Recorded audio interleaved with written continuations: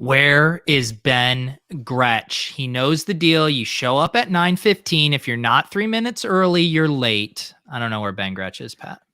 Well, Phil tweeted out before the show that Professor Pat was going to be talking to us about the rookie class, and Gretch acting like the slacker student rolling in 5 minutes late to class.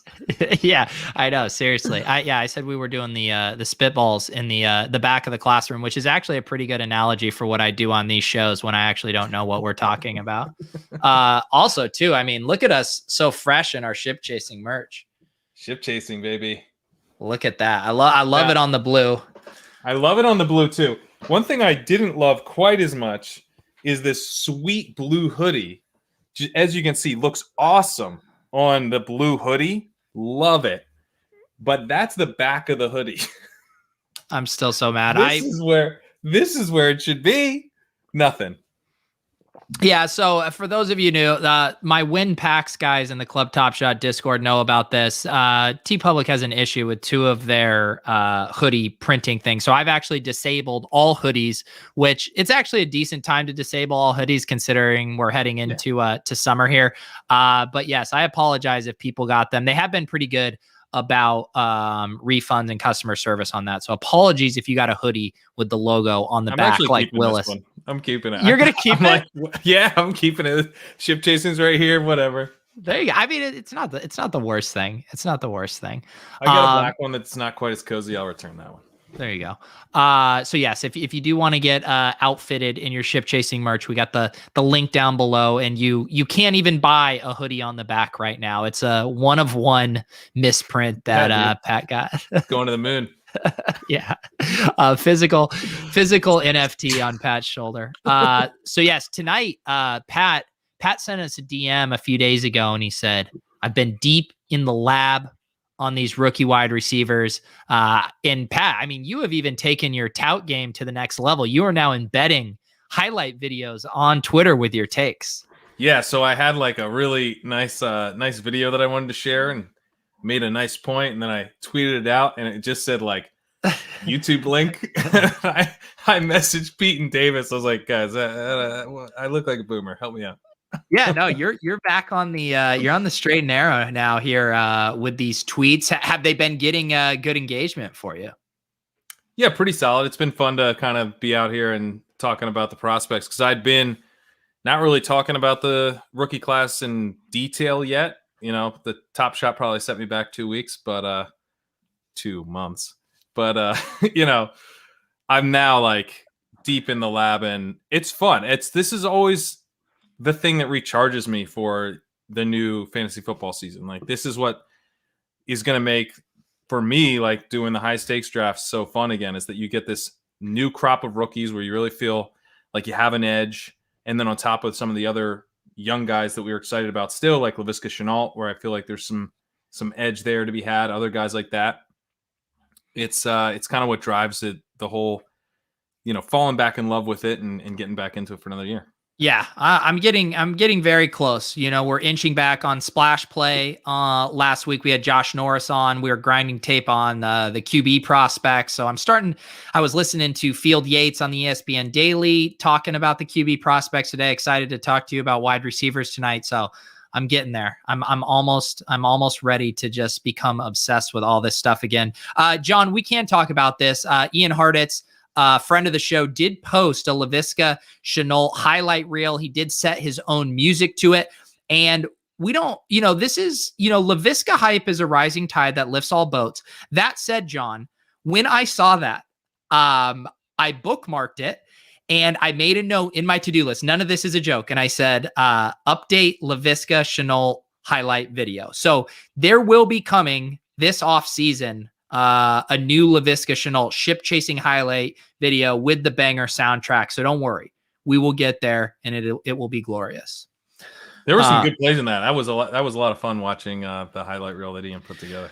Well, it was so tilting throughout the season, right? Because I ended up doing one update on it, and then it was like I kept waiting for more of these plays to accumulate so I could do another one. And then there were never enough like highlight plays to actually justify it because we just kept getting teased. Yeah. Yeah. So we'll get him this year with Lawrence. do you have a doctor's note or anything to excuse me? I just got out of the shower. I just got my shirt on. I had a rookie draft start an hour and a half ago, and I was sweating that 102 pick that situation we were talking about last week. I was asking Pat for his takes. I took Jamar Chase because Kyle Pitts went 101. But then I had to work out, eat dinner, and shower before the show. And here I am late, rushing to get to the show. Hey, it's all right. Pat will be marking you tardy. And I think, is there detention? Is there detention, Pat? Yeah, one more demerit and you get detention. So yes, Gretch, we were talking about ship chasing merch. We were talking about Laviska Shenault. How have you been? I'm good. I'm getting excited about prospects too. I know Pat has been really grinding. I'm excited to pick his brain. He's way better than me at prospect stuff. That's not something I consider my strength. And I ask him for takes on a lot of this stuff most years. So I'm excited to pick his brain a little bit right now that I've dug into it a little and I have my own draft starting right now. So it's going to be a fun show. Yeah. Pat has, as we mentioned, has been in the lab here. Pat, do you have somewhere you want to start? I did put the 2 Alabama wide receivers on the thumbnail, which means we are legally required to talk about them at some point. Yeah, we'll talk about them. I feel like we're going to spend a lot of time talking about wide receiver. This is a very deep wide receiver class, and we love talking about wide receivers.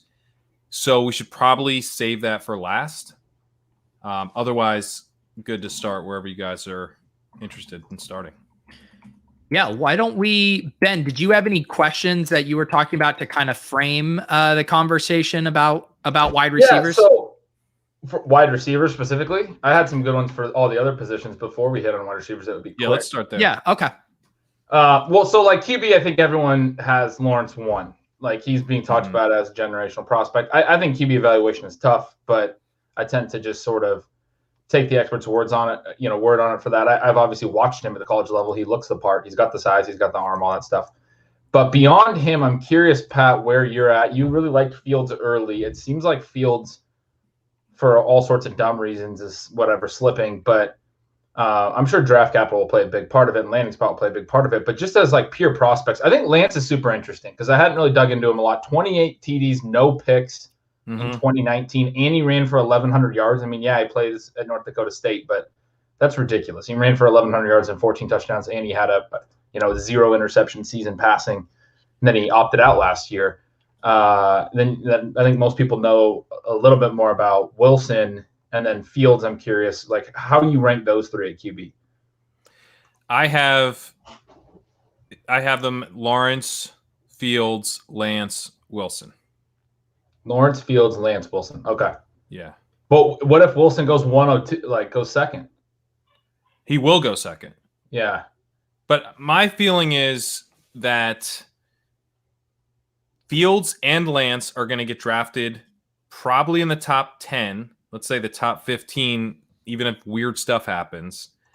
And they're going to go to a team that's going to make them their long-term starter. And they both have, I think, a little bit more rushing upside than Wilson. And Lance in particular. What puts – yeah, right. That's what I was going to say. So what puts you Fields over Lance? I don't understand, what's going on with Fields. He was considered this absolutely elite prospect. He had this incredible college career. He's got a big arm. He's mobile. He's got really good size. So, there's stuff where people are saying he's not reading defenses quickly enough and kind of getting nitpicked.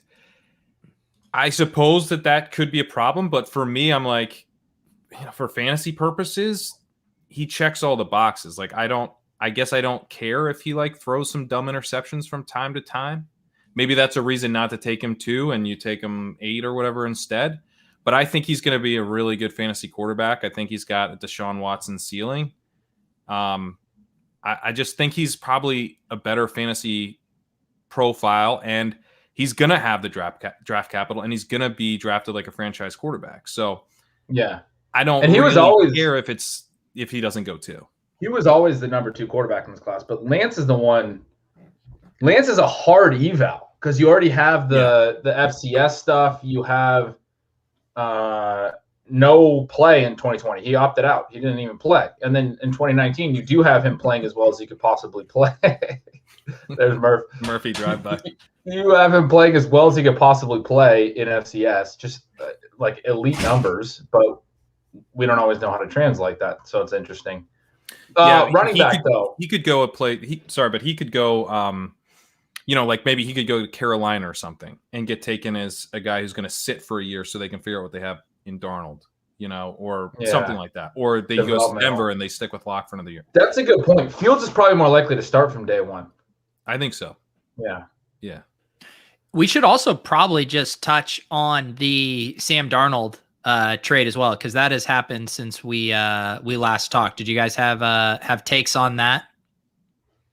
Well, as you can tell, I'm not convinced that they are sticking with Darnold. I think he was cheap enough that they can. Yeah, it's like, sweet, he's better than Bridgewater. We'll figure it out. Like maybe he'll be awesome, and that's great. But we're still probably gonna draft a quarterback once there.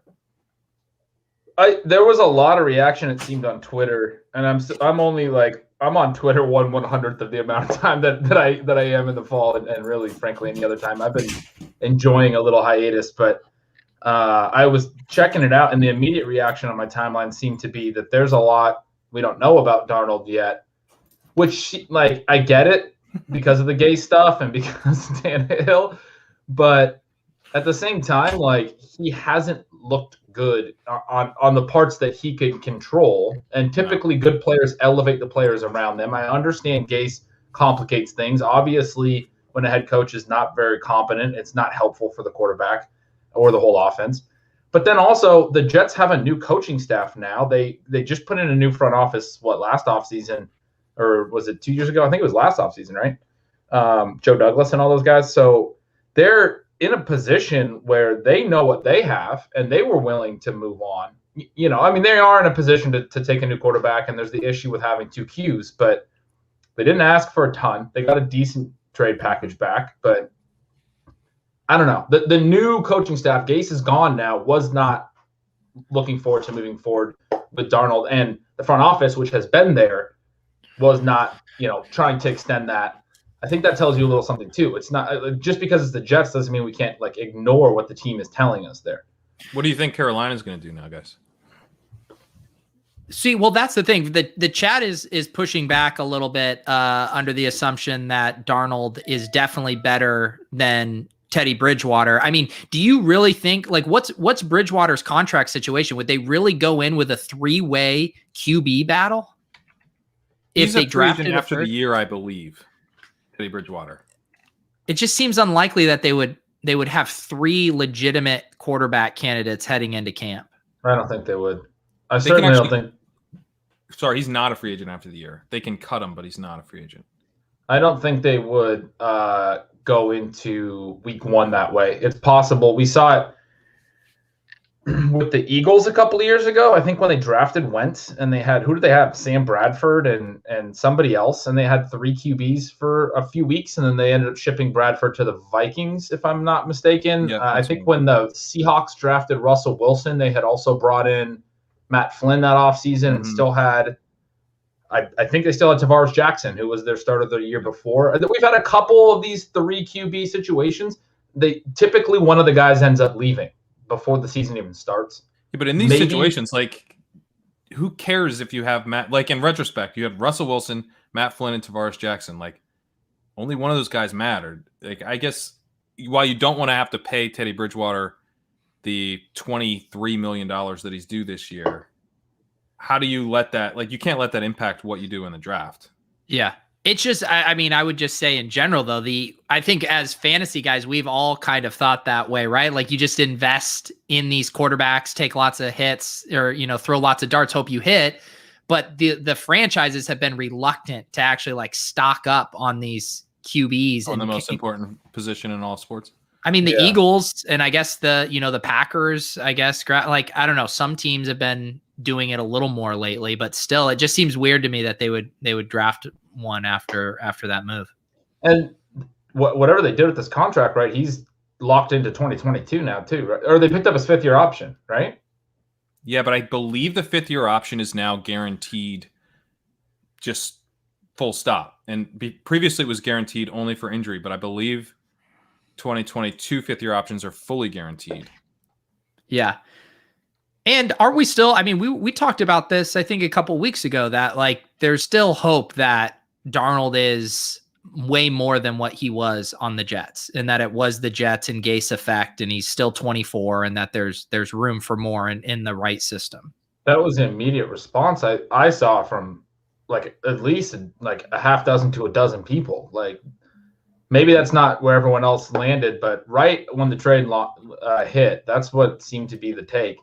He's going to have better pieces around him, a better offense. He could be okay there. Like, I'm not completely out on him, but I saw some people talking about how I'm higher on him, but I won't rank him as a QB1. And it's like, is that a take? Like, obviously you weren't going to rank Sam Darnold as a QB1. He's not a top 12 quarterback. Yeah. All right, let's get back on track. The professor, I derailed him from this. So do we want to hop over to another position? Were there any other quarterback? Yeah, let's talk a little bit more about the quarterbacks, because I do think, I mean, the point that Ben brought up on Lance, I think Lance is a super interesting prospect because he's got a big arm, he runs, and he doesn't turn the ball over. It's weird. Like, that's not a super common trio of traits, and pretty interesting from a fantasy perspective, obviously. So yeah. He is definitely enticing. And then Zach Wilson, I think he has potential to get a little bit lost in the shuffle, particularly because in one quarterback leagues, there's just not that much of an appetite for quarterbacks. We saw last year in one quarterback leagues, Joe Burrow. And these are leagues like the leagues I'm about to reference are a bit shallower, but Burrow was going in like the kind of like 204, 205 range to just after that, maybe 206, 207. And then Herbert would fall, like he was free. You could get him in like the late 4th, 5th, even 6th rounds of these rookie drafts because people were just like, I don't need the quarterback. And to me, you could, I think, see that happening with Zach Wilson a little bit because there's going to be Lawrence, Fields, Lance. Those guys are easier to get excited about. But Wilson's going to go 2 overall. He's also fairly mobile. He's not like a dual threat quarterback, but he's mobile. Big arm. He should fit in pretty much right behind those two. Yeah. And I think you're right. He could have the Justin Herbert effect or the whatever, where he's just too cheap. Yep. Pat, how do you rank these guys just from an athletic standpoint? I guess I'm just trying to hint at how much rushing upside are we getting with these guys?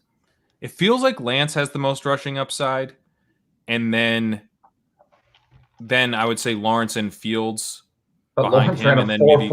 I mean, that's what's crazy. Crazy. Those two guys are both going to be really, really good. I don't disagree with you, Pat, because Lance, he ran for literally 1,100 yards and 14 touchdowns, and then he only played one game this last year. That was his one main year as a starter. 1,114 rushing. I mean, that's a lot. Pretty exciting. It's pretty exciting. I think landing spot with all these guys is probably going to be more so like, are they going to play right away? That'll be. But again, like with Herbert, one of the reasons that we're seeing Herbert fall in drafts is because people are like, "Oh, he's going to sit for the year behind Tyrod Taylor." But we always knew that Taylor was not going to be a long-term solution there. Like he's going to take over eventually. So I wouldn't get too wrapped up in that either. Like whoever San Francisco takes will be their starter probably by the end of the year. And I guess that kind of brings us to Mac Jones, which appears to be who San Francisco is taking. I've been sort of reluctant to buy that. Seems kind of strange that they would trade up to take Mac Jones, trade up to 3 to take Mac Jones. It doesn't really make intuitive sense to me. That it's just very odd. But there's some people who really like Mac Jones. He could end up being kind of a Matt Ryan type. So there's certainly some upside to him. But then the other thing is that if they do draft Mac Jones, apparently they're keeping Jimmy Garoppolo, and he might sit for most of the year. So if you want to talk about free in a single quarterback league, I think if that comes to pass, Mac Jones will probably he'll cost you the roster spot, and that's about it. But he doesn't have any upside either. I mean, what's his upside? I mean, his upside's, yeah, you're right. In the shallow quarterback league, It's he would be 2021, man. We want guys who can move around a little bit. Yeah, he would be a target for me in Superflex though, like by the late first, because I think he could slide, especially if the narrative ends up being that he won't even start. Dustin wondered if he showed up in the wrong classroom. He's here for the Pats wide receiver course. Is he in the right room? Yeah, he's in the right room. We're getting to that at the end. We got to go through all the other positions quickly. No, we shouldn't go through all the other positions because we won't get to wide receiver if we do that. We could either do wide receiver now, and if we have room for those positions, let's we get can. to wide receiver. We're already. Let's get to wide receiver. Yeah, I showed up late in the interrupted class. If we try to go through running backs and tight end, we will not get to wide receiver tonight. Wide receiver is what we're here for. Yeah. Okay, let's do it.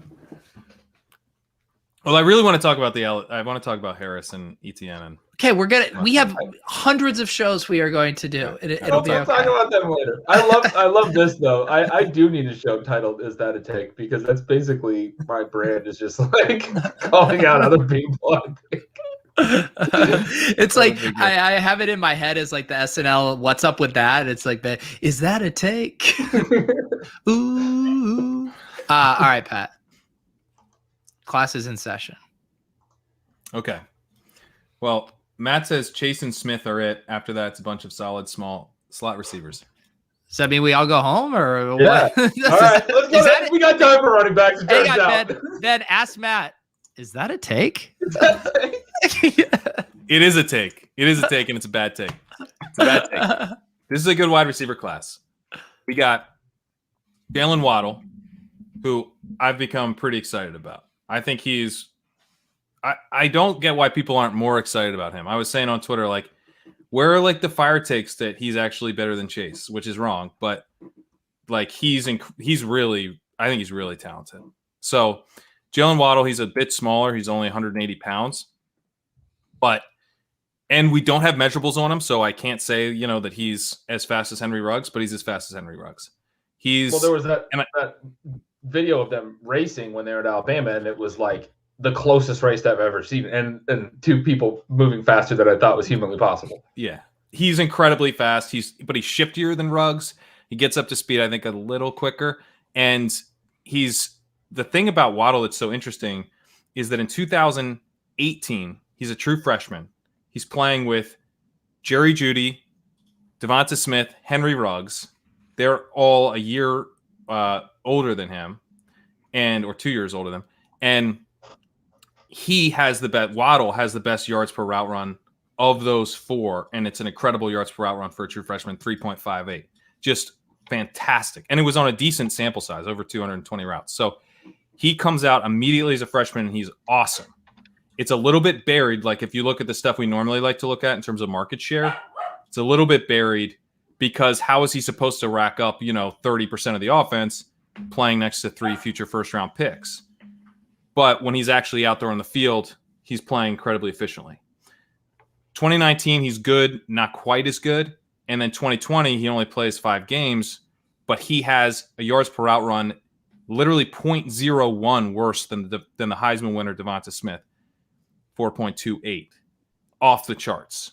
So the ceiling on Waddle, I think, is super high. And then it's like, well, what's the floor? He's going to be a first-round pick. We know he's going to be a first-round pick, right? He's a big-time recruit, big-time program, playing next to all these guys that are also considered big-time prospects. Like, basically, all 4 of these guys have to be total busts, I think, for Jaylen Waddle not to be any good at all. He's got speed, and I think he's going to immediately fit into an NFL offense. So while I don't know if he'll be my wide receiver 2 post-draft, he is my wide receiver 2 right now because I don't think that, Bateman, who I love, Bateman might not be a first-round pick. Waddle has that floor of the draft capital we can pretty much bank on. So I love him as a target in pre-draft rookie drafts. Where has he been going in rookie drafts?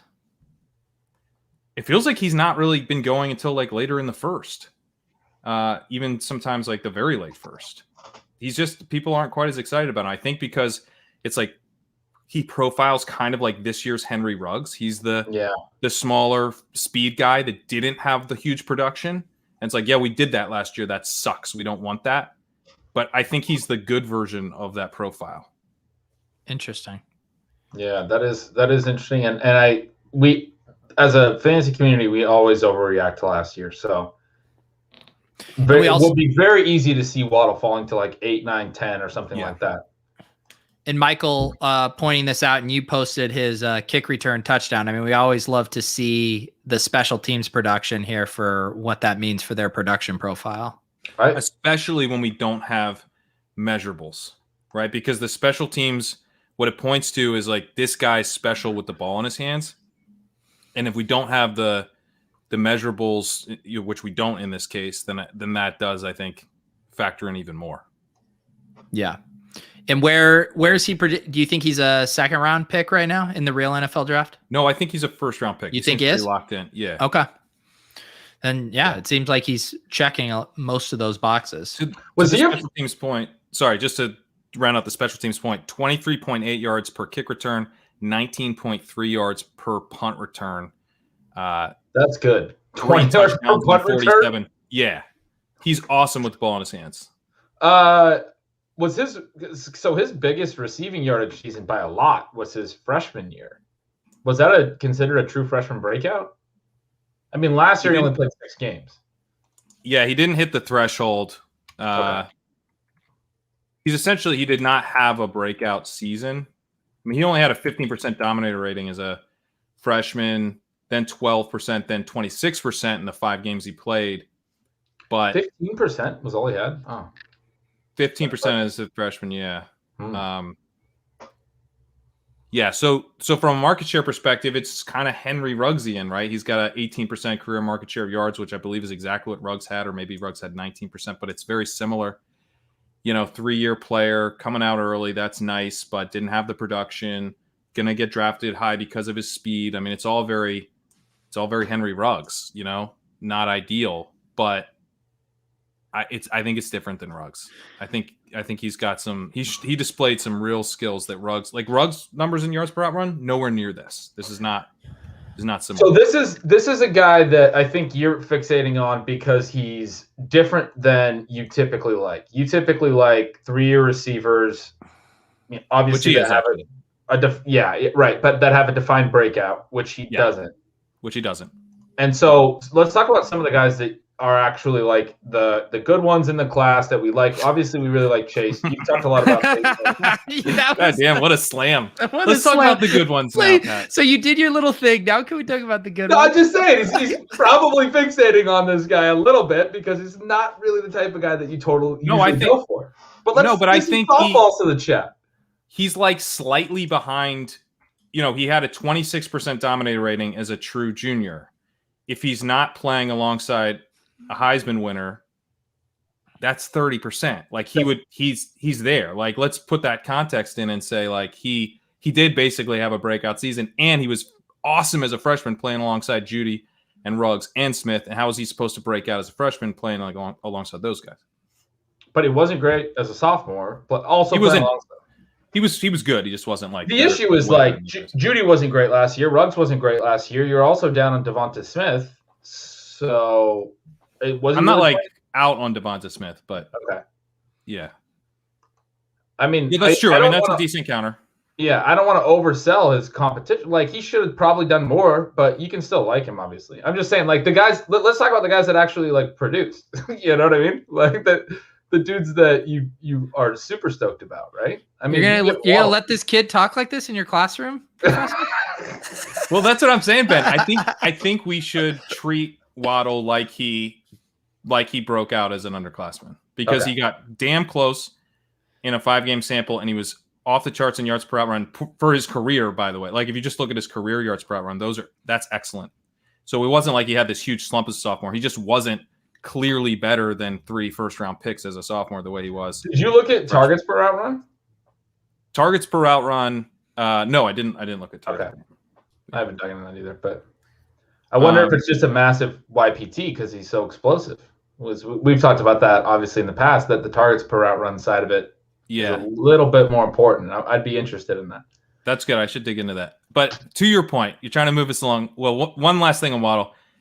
A comp was asked for. Yeah. Because Tyreek Hill was kind of the lazy comp. I agree with that. I think the interesting comp that comes to mind for me is Jeremy Maclin. Ooh. He's a little smaller, but he's, I think, faster. People probably don't associate that well, but that cohort I've talked about before, that really good cohort that A.J. Brown was in, that's all studs. Macklin at his peak had a season in that. Like, Macklin at his peak before he started getting hurt was really good in the NFL for a year or two. Yeah. Which is funny because when you do these comp stuff, people are like, Macklin, gross. Yeah. Because I just think of the sum of the whole. Macklin was really good. Yeah. Okay, but let's move on because I think there's two guys that I think I may end up having ranked ahead of Waddle post NFL draft. The only two guys I can really see myself moving ahead of them are Bateman and Terrace Marshall. And it depends where those guys get drafted. But Bateman is the guy that we've been excited about for a long time because he's the guy that we traditionally are in love with. He's the guy who produced right away. Very productive over his entire career. We don't have to kind of squint and try to figure out, if there's some context we're missing. He's just popping in all the numbers. Now, the problem with Bateman is that he was listed at 210 pounds and supposed to play outside.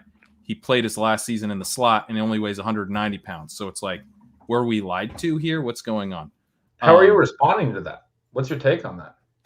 My take is that I'm a little less excited about Bateman, frankly. I mean, I think 210 pounds, he's supposed to be an X wide receiver. That's like the size we want. 190 pounds is not the size we want. But I'm not also freaking out. I'm mostly concerned if it affects his draft position.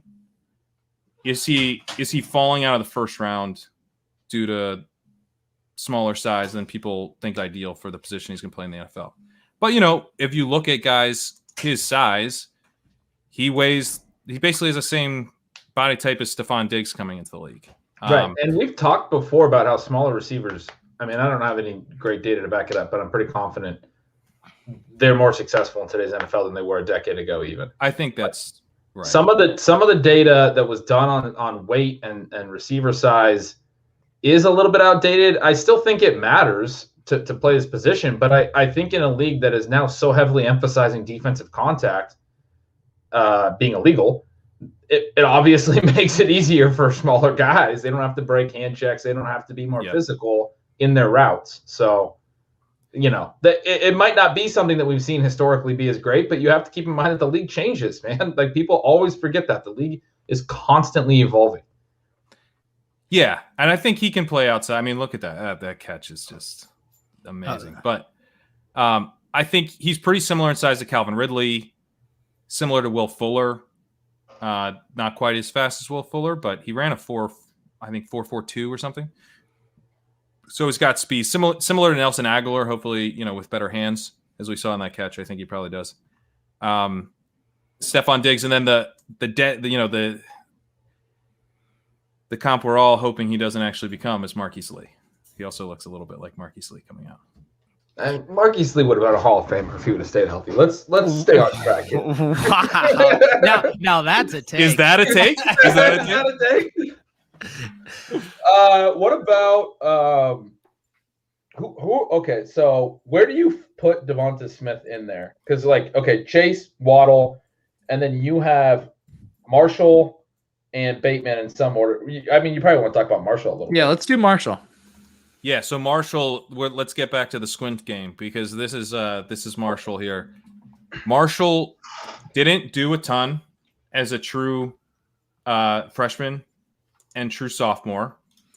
Wasn't bad, but he was playing behind Justin Jefferson and Jamar Chase, and so he didn't really do all that much. And then comes in 2020, offense to himself, has 34% of the receiving yards, 59% of the receiving touchdowns, a dominator rating of 46%.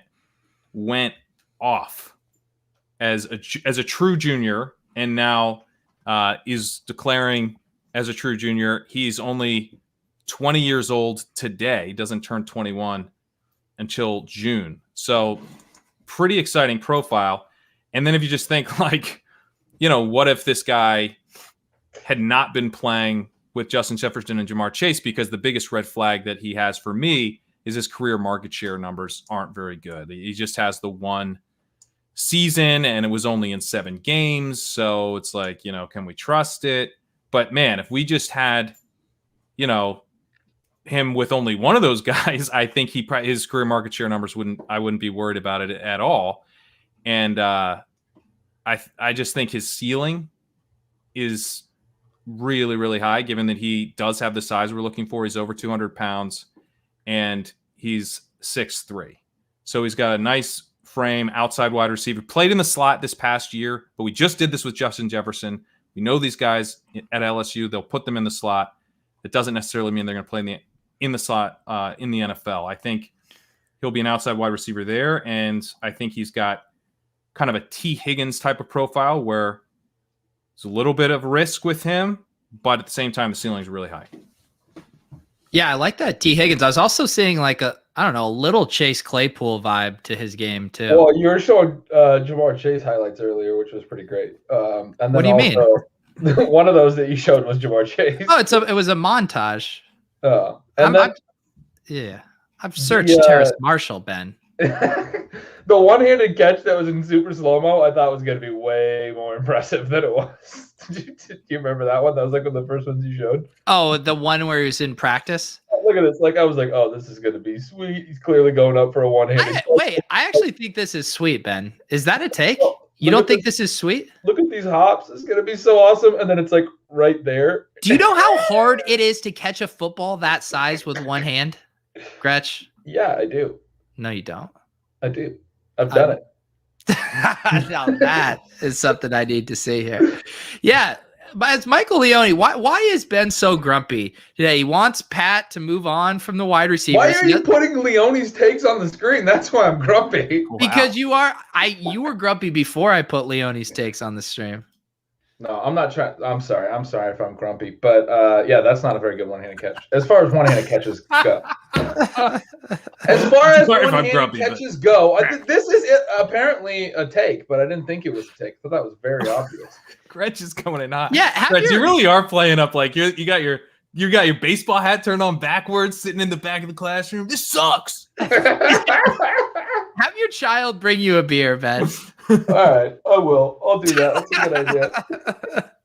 My child just turned 10 yesterday. I went to the zoo and did an entire kid's birthday. So maybe that's why I'm so hot right now. Yeah, man. You're just trying to blow off some steam with the bros. I want to know Pat's thoughts on the rest of these dudes that are like getting some hype. De'Ami Brown, if that's how you say it, Elijah Moore, Seth Williams, you've talked about. Those are dudes that I'm interested in. You've mentioned Tutu Atwell, Pat. Yeah. Well, just, in case the Smith truthers are getting pissed, I do have Smith next. He's my wide receiver 5. I also just want to point out that Gretch went from, we can't talk about Waddle, let's talk about the actual good players, to then asking Pat to go like super far down his draft board to these random wide receivers he likes. These guys are like second-round picks for the most part. They're 3-year receivers with breakouts. These guys could be the gems of the class, Pete. Do your homework. Show up to the professor's class with some homework. You want to know why I did my homework? Because I was in a rookie mock draft with the fantasy footballers. I was on the clock last Friday at about 6:30 p.m. Eastern time when I was more wasted than I've been in probably years. And I had to get on DM and I had to ask Pat who I needed to draft. He said De'Ami Brown, and I somehow managed to type it into a little Google spreadsheet on my phone while obliterated. So I know who De'Ami Brown. And then he put in a note that said more like Dynamic Brown. They got mad at me for not writing more about my thought process to the picks. Anyways, I love how Gretch pushed back there. You revealed that you're a slacker, but it's not because you're not smart. Just because you're angry at the world. He just doesn't apply himself. Yeah. Well, okay. So De'Ami Brown, I like a lot. 3-year guy, broke out. I think he's kind of similar a little bit to Gabriel Davis, that type of play, but we might get him with a day 2 selection instead of day 3. That would be really nice. Out of UNC, doesn't have like crazy speed, but he is a deep threat. Gonna have a clear role in the NFL. I like that. Seth Williams, I like a lot. I think he's got the size that we're looking for in this class. I mean, Matt's comment about this being a small class is right. It's a small class overall. Like even Jamar Chase, who looks like one of the better wide receiver prospects in the last few years, is still not like Julio Jones. Like he's 201 pounds or something. So overall, this is a small class. A lot of the guys that we thought would be small, like Rondale Moore, are even smaller than we thought. We were lied to about Bateman by 20 pounds. So when you have a guy like Seth Williams, he's like one of the few big wide receivers in the entire class. There's been some people that aren't as excited about him. I don't know if his tape is the best, but he kind of checks the boxes that we're looking for in terms of the production. His yards per route run aren't ideal. I think he's probably got a pretty low floor. But, you see a little bit of a smaller kind of Alshon Jeffrey vibe with him. So I'm into Seth Williams. The guy that has recently kind of been on my radar is actually not a 3-year wide receiver. 4-year wide receiver, Tylan Wallace, who was just incredibly productive over the course of his career. Kind of that classic mold, like when we How do you spell his name, Pat? Hey. Hey. You got it. Okay. Ooh, yeah, there you go. Top video. So I think when we draft these wide receivers that didn't declare after their 3rd year, want them to be highly, highly productive. And Tylan Wallace had, as a true sophomore, 36% dominator rating in 13 games. As a true junior, 50% dominator rating, tears his ACL after 8 games. Then in 2020 comes back, puts up a 41% dominator rating. That's super. The ACL is super interesting because usually we hear that they don't go pro because of, they're hearing they're not going to get great, a great draft capital, whatever. They're not being looked at. They need another year. That happened to Tyler Johnson, who was very productive.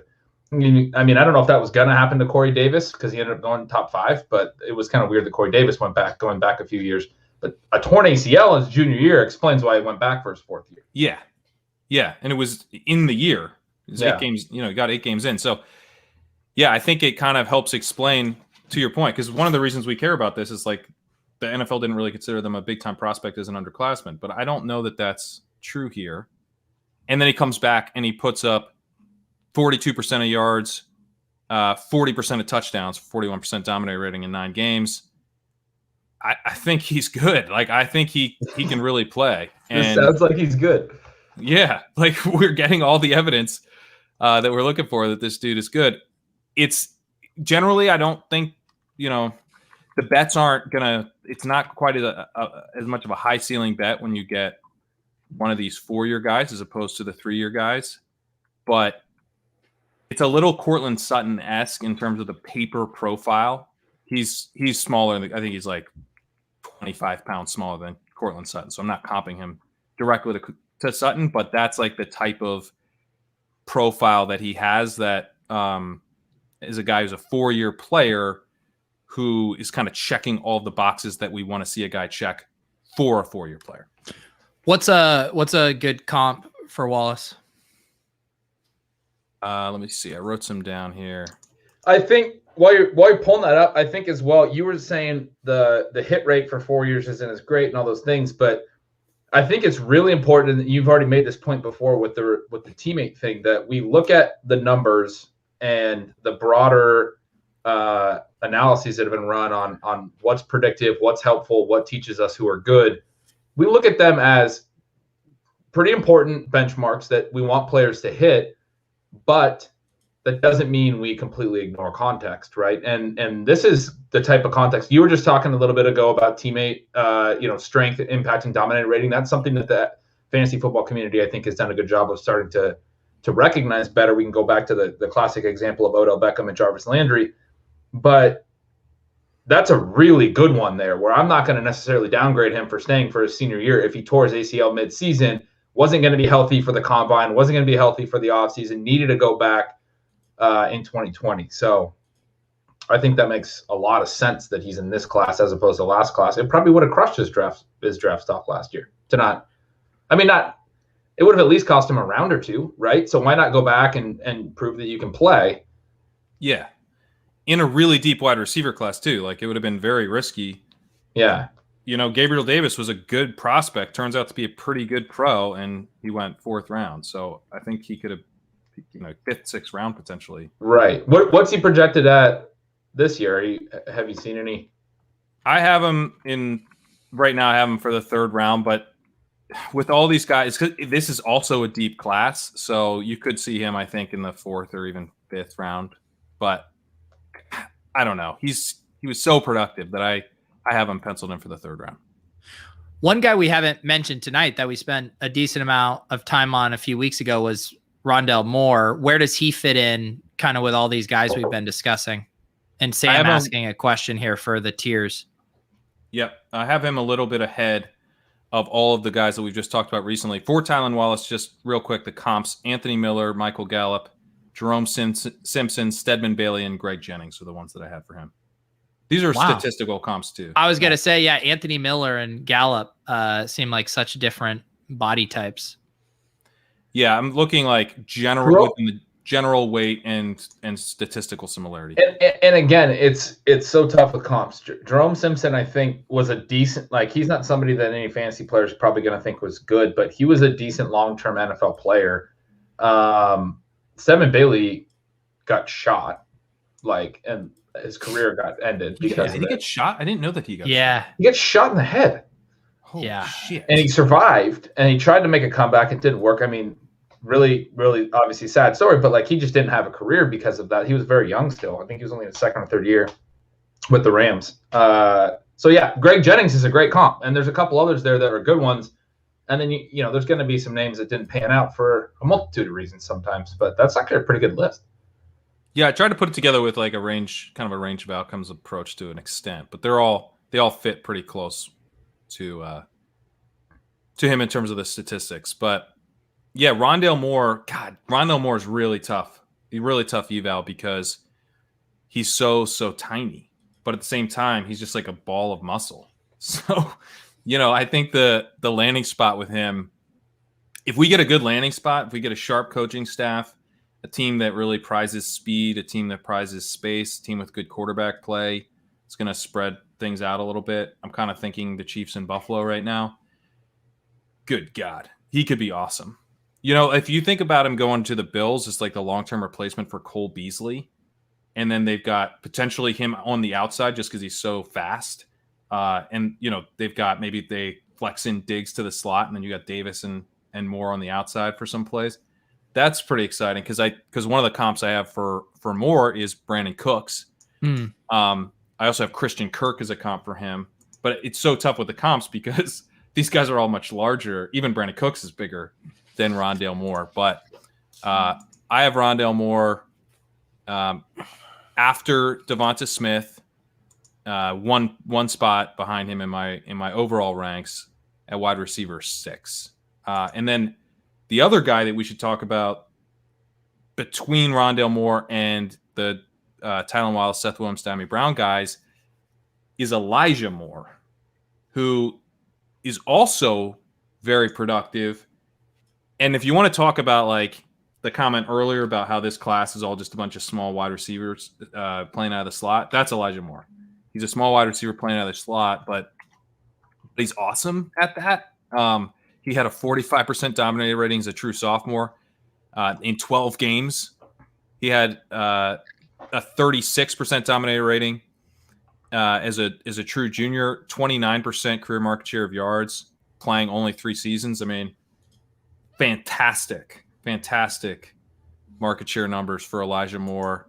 He's, maybe not the highest upside guy. I kind of think of him as maybe sort of a Jamison Crowder type. At the same time, there's a lot of evidence that he's going to be a good wide receiver. So if you push him down too far, you start looking at dudes who have legitimate red flags. The other thing with Elijah Moore is that his yards per route run were awesome. He had a fantastic junior year in yards per route run, and his career numbers are really, really strong. So there really is just there's no real red flags against Elijah Moore outside of the fact that it's possible he's not a day 2 pick. I think he will be, but obviously if he's not a day 2 pick, that would really hurt. He's not that big, and he's not going to he doesn't really have the frame to get much bigger unless he starts working out with Ronald Moore. But he's only 5'9.5" and 178. So he's a little small slot wide receiver. You're not going to get too excited about him when you're on the clock in your rookie drafts. You're probably going to talk yourself into someone else, but just remember, like, this dude, he's probably going to be in the league for a while. I love that clip. Let me see. Oh, you finally like one of the clips I put up? I mean, you're just like, look at your topics to follow. I was laughing at this earlier. NFTs. We haven't talked about Top yet in the show, but it's hilarious. Ethereum crypto character. I love that Ben brought up Top Shot. That was like, yeah, Ben that was minus Top Shot 1200 plus 1200. Sorry. Oh man. I don't even know how these work. No, this is more generic. That's not as fun. Okay. I didn't get that beer delivery. I just heard you open yours. My wife's ignoring me. What are you drinking, Pat? The people always like to know what high flouting. Oh, this is I have a good story about this. This is Grimm Brewery. This is a guava sour. And so I bought this like a few weeks ago. I went in and got a 4-pack. And then I went back and there weren't any more left. And so I'm like digging around. I'm like, you know what? I bet there's some back there. I bet they just tried to hide them. So I dig all the way back in the bodega fridge, and there were 2. They hid 2 4-packs back there. So I go up to the front, and the guy's like, I hid them. Like, he was pissed because he was like, they don't make this anymore. He just wanted to try. I think he wanted to go drink them himself. So like when he was off his shift, he was gonna buy them or whatever. He was gonna buy them and bring them home, and I like got there right before and bought them. Wow, the Grim Reaper. The Grim Reaper. Goodness. Yeah. So the last guy. Oh, actually, I think 2 more topics. There's a couple more. There's 2 more of these smaller slot wide receivers that are worth talking about. Amon-Ra St. Brown. Equanimous is St. Brown's brother. And Tutu Atwell. People were talking about Tutu in the chat. Let's do him. Yeah. Tutu Atwell is like, again, checks all the boxes that we're looking for. Hyper productive. Not quite the market share numbers of Elijah Moore, 24% career market share, but really strong in yards per out run, really strong in terms of declaring early, having a true sophomore breakout. Looks great. Everything looks great, except he's 155 pounds. 155. Like, what do we do with that? Like, I literally... I will take Ronald Moore over that every day of the week. I just made a point about not these 2 players. I guess I mean as far as how I'm going to knock them. I'm legitimately concerned about 155 pounds. I'm questionably concerned about Ronald Moore's height because he's built like a brick shit house. Can we say that on here? Yeah. Like he's just a monster. And so I actually am not going to knock Moore that much compared to his actual profile. Atwell, what I'm going to do with that is to, like, knock him quite a bit down. That's tough, man. And I was making a case for small receivers earlier, but that's tough. Yeah, I have him way, way down. Like, I have him below guys like, there's this dude Anthony Schwartz who also went to Auburn, who is like an early declared, didn't really produce, and ran a 4.27. He's like basically cheap Henry Ruggs. I have him behind him.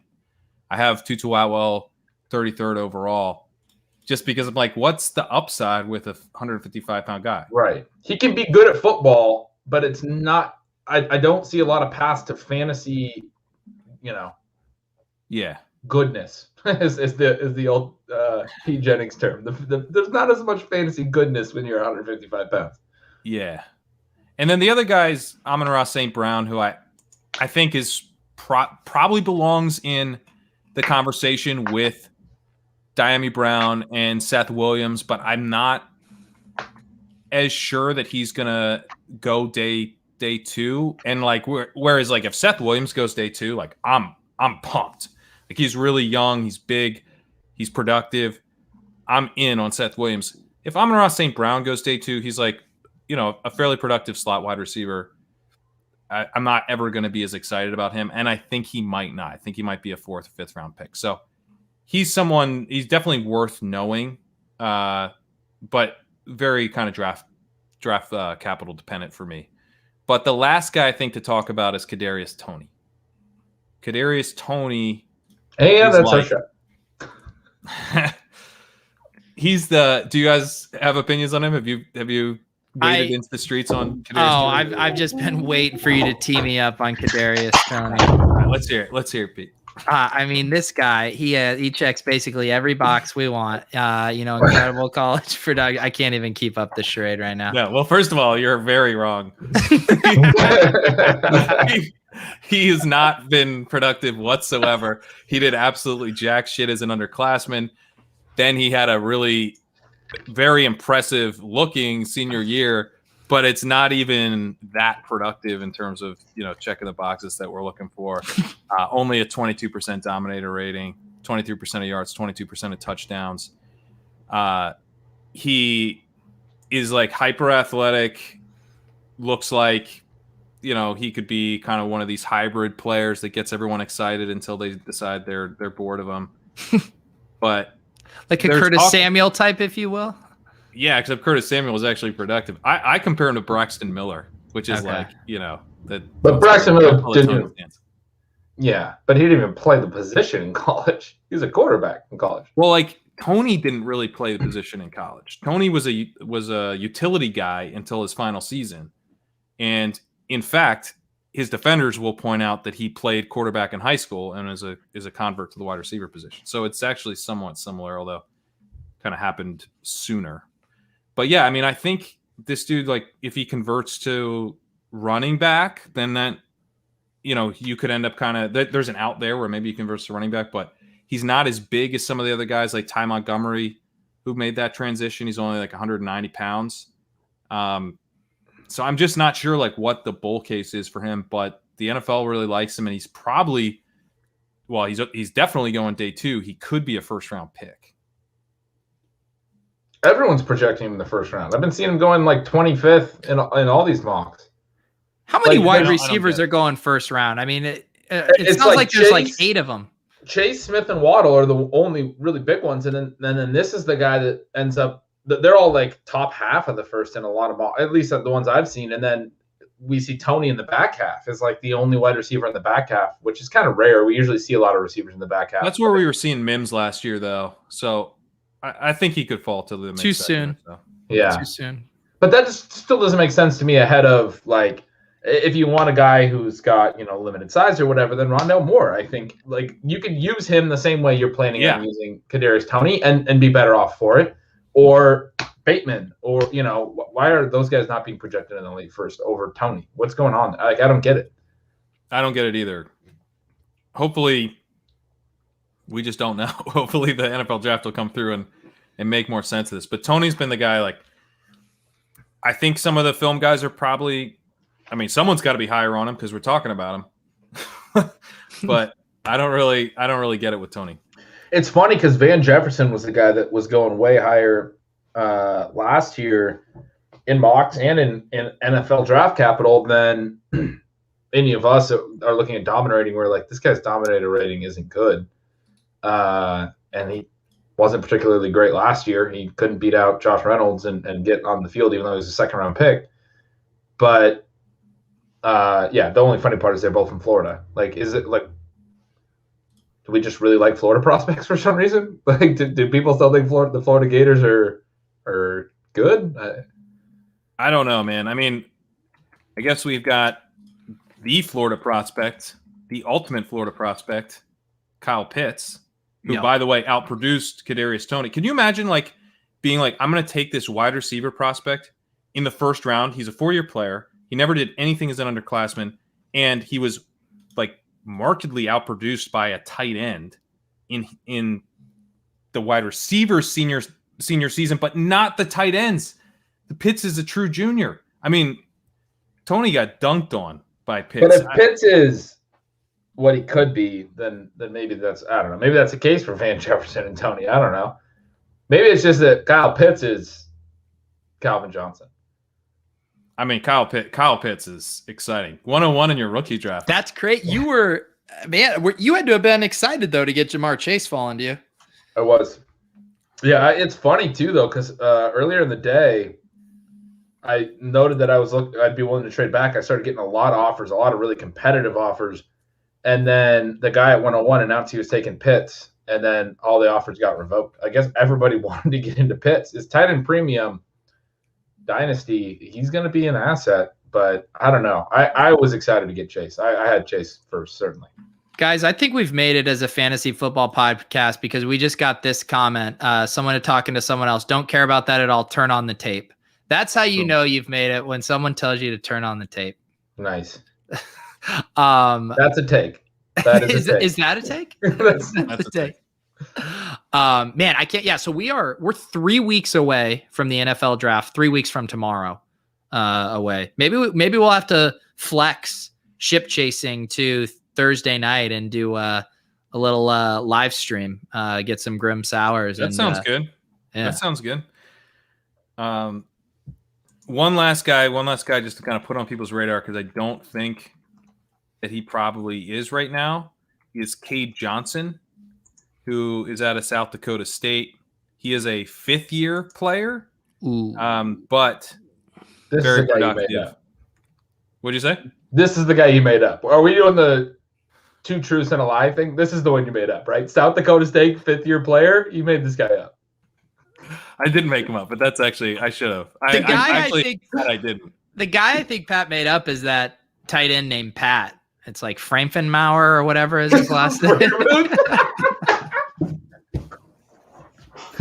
It's funny because people like mispronounce it all the time, and no one's ever called him Frankenmauer.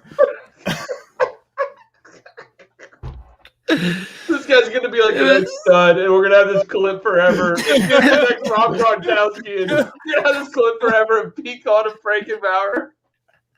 It was something like that. Higginbottom. I don't know.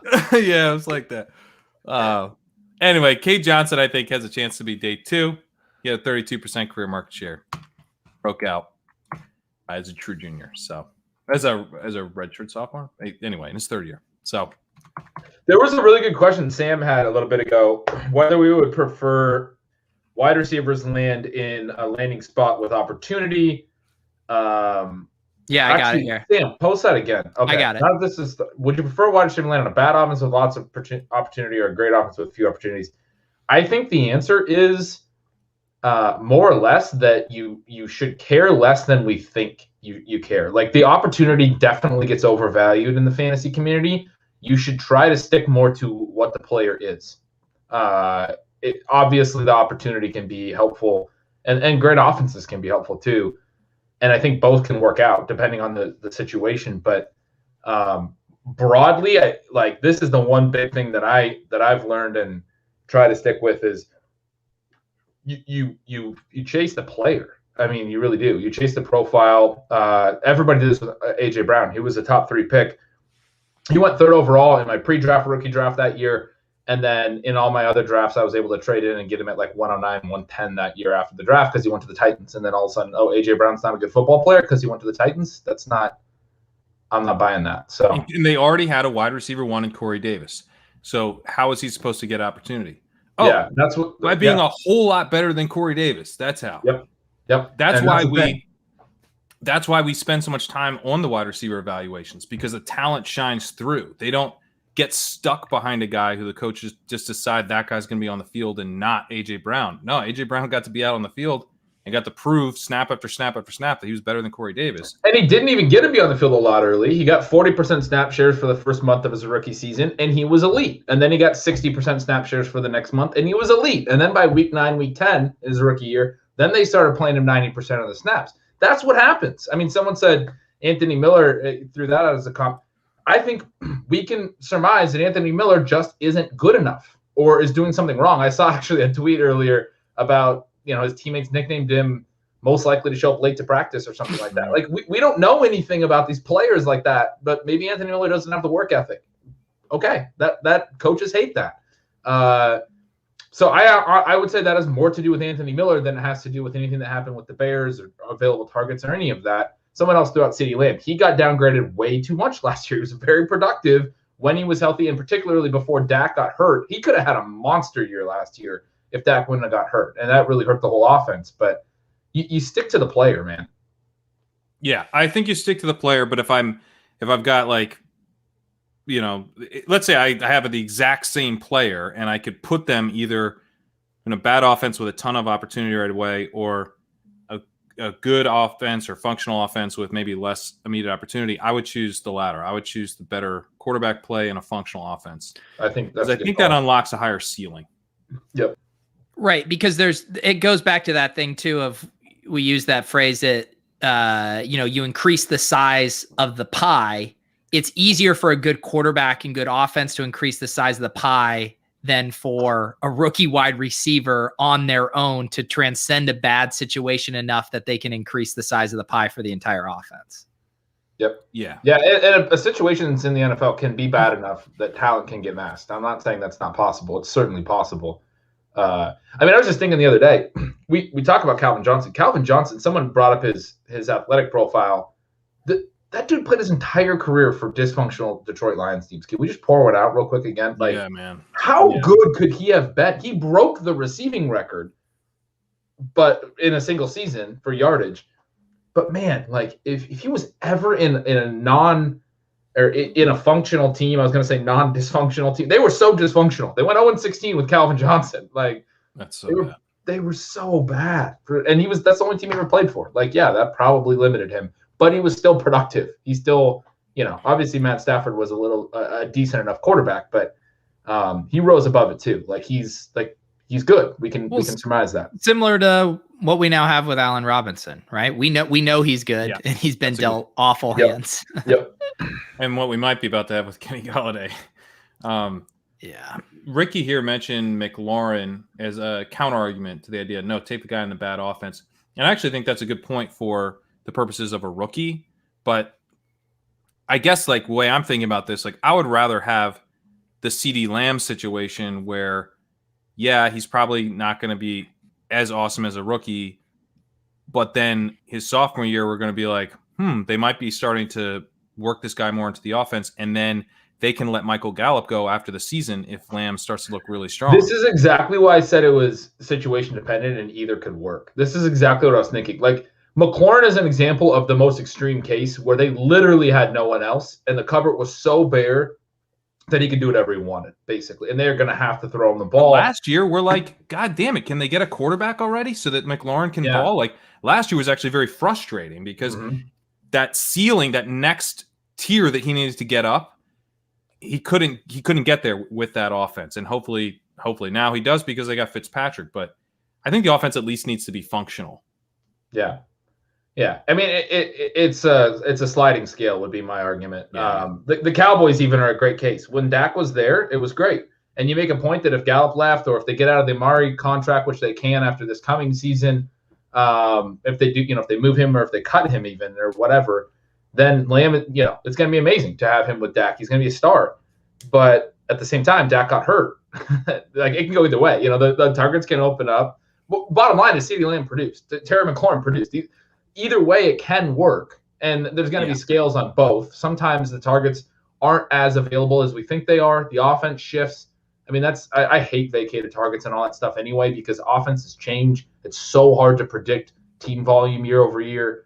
So it is. I think it can work either way, but it's ultimately up to the player, essentially. If they're good, they're going to get on the field, even if they have competition. And if they're not getting on the field, then we probably have a decent indication they're not good enough. I think if they're on the field and not doing anything, that's our best indication. Because coaches kind of, they're not that great, I don't think, at deciding who gets to go on the field. Because this is where, at least that's one of the reasons that I think running back is so much more of a frustrating evaluation process, because you can be like, that guy's way better than the starter. And then he gets 10% of the snaps all season and never gets a chance to show that he actually was. And you don't know if he actually was. Yeah. You could have been very wrong, but you'll never really know. At wide receiver, we at least get these guys out on the field together. And if a dude's running a bunch of routes and not earning any targets, he's probably not very good. So at least we get that information a little bit quicker, and I think we can therefore put more stock into our talent evaluations at that position. My friend Brian is the biggest Bears fan I know. This guy eats, sleeps, dreams Chicago Bears. Can you guys give him Any words of wisdom here for his QB? Oh, I thought you were going to say some hope or something. Yeah, some hope. Let's give him some hope. There's no hope. It's Dalton, dude. It's Dalton. The quicker you come to grips with that, Brian, the better off you're going to be. Just get his jersey, man. Get it over with. I'd fall out of my chair if I showed up to a Lowell show and Brian was wearing a Dalton jersey. I'd be like, that's a cry for help. Yeah. The cry for help is that he just bought both of us Vegas Dave t-shirts. So that's the cry for help. All right, guys. We appreciate you for showing up for class. Some of us were on time. Others weren't. Others were a little cranky today. But I think he's going to have a better show next week. Right, sorry Ben? that you brought the t-shirt and apple and I'm the cool kid sitting in the back of the class, drinking beer, showing up late and yelling at the teacher. It's true. Ben did earn my respect this class, I will say. Yeah.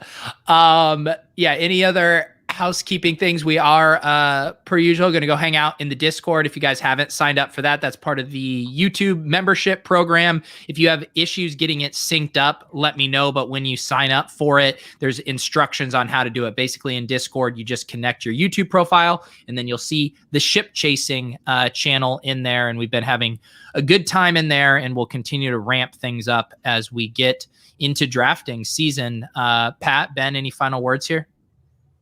No, thanks for letting me ramp about the wide receivers. We'll get the running backs next week. Thanks for also cutting me off. I feel like this could have been a 3-hour show if we gotta pace you, man. We gotta pace you here. I know. Well, it kind of made sense. We did quarterback and wide receivers. We can come back and do tight ends and running backs. Show. The other good final word is that we'll definitely do a draft next week, which we've said for I think 3 or 4 weeks in a row, and then you can show up and we won't do it.